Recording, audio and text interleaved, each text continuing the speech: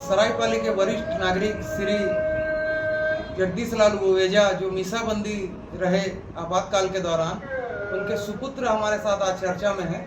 आइए उनसे जानते हैं इमरजेंसी के दौरान क्या क्या हुआ था। आपका परिचय। मेरा परिचय यूपी गोवेजा, वरिष्ठ जिला भाजपा उपाध्यक्ष। आपने जो सवाल किया कि 25 जून को की रात को जब आपातकाल इमरजेंसी तत्कालीन प्रधानमंत्री इंदिरा गांधी जी के द्वारा लगाया गया, उस समय इस कानून की पीड़ा या हम लोग भी इससे पीड़ित हुए, क्योंकि हमारे पिता श्री जगदीश लाल गोवेजा उस समय जनसंघ के वरिष्ठ नेता थे। उन्होंने इस कानून का, इस इमरजेंसी का, इस मीसा कानून का विरोध किया, जिसके कारण मेरे पिता श्री जगदीश लाल गोवेजा जी को भी जेल जाना पड़ा। कितना दिन तक ये जेल में रहे? पिताजी हमारे उस समय, पूरे समय जब तक यह कानून लगा रहा, लगभग 18 महीने वह रायपुर और जबलपुर की सेंट्रल जेल में रहे। परिवार की हालत क्या थी उस समय? चूंकि परिवार में हम सब, हमारे भाई बहन छोटे थे। मेरी ही उम्र उस समय 7 साल थी। मेरे बड़े भैया जो थे वह 10 साल के थे, उससे बड़े भैया की 15 साल की थे। हमारी बहनें भी उस समय छोटी थी। लेकिन ऐसे हमारे जैसे कई परिवार इस कानून के, इस इमरजेंसी के कारण पीड़ित हुए। और यह कानून तत्कालीन प्रधानमंत्री इंदिरा गांधी ने कोई देश हित में या देश के हित के लिए नहीं लगाया था। उन्होंने अपने स्वार्थ में, अपने पद को बचाने के लिए, उस समय इलाहाबाद हाई कोर्ट ने जब उन्हें उनके लोकसभा की सदस्यता को शून्य कर दिया गया, तब यह कानून के पालन को न करते हुए, लोकतंत्र की हत्या और संविधान की हत्या करते हुए इंदिरा गांधी ने यह इमरजेंसी मीसा कानून लगाया। आपके बाबूजी की उम्र अभी कितनी होगी? अभी मेरे बाबूजी की उम्र लगभग 85 साल है, और उस समय जब वह जेल गए तो लगभग 45 साल की उम्र थी। पहले के राजनीतिक परिदृश्य को और अभी के राजनीतिक परिदृश्य को कैसे देखते हैं?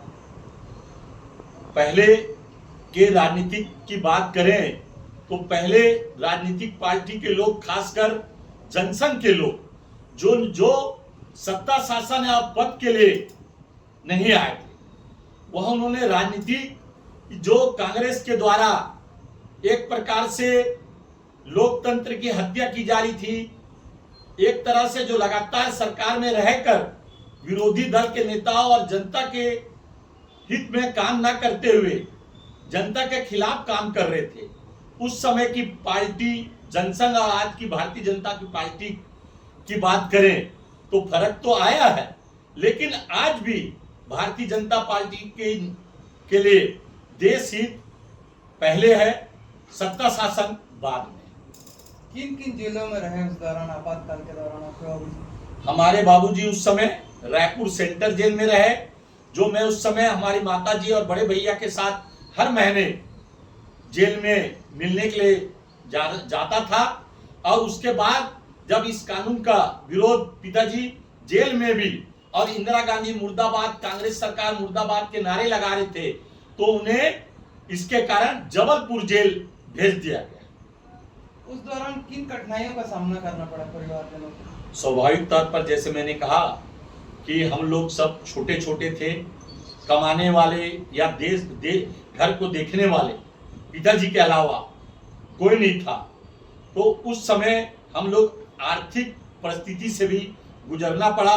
हमारी बहुत बड़ा एक व्यापार था, वह पूरी तरह से बंद हो गया।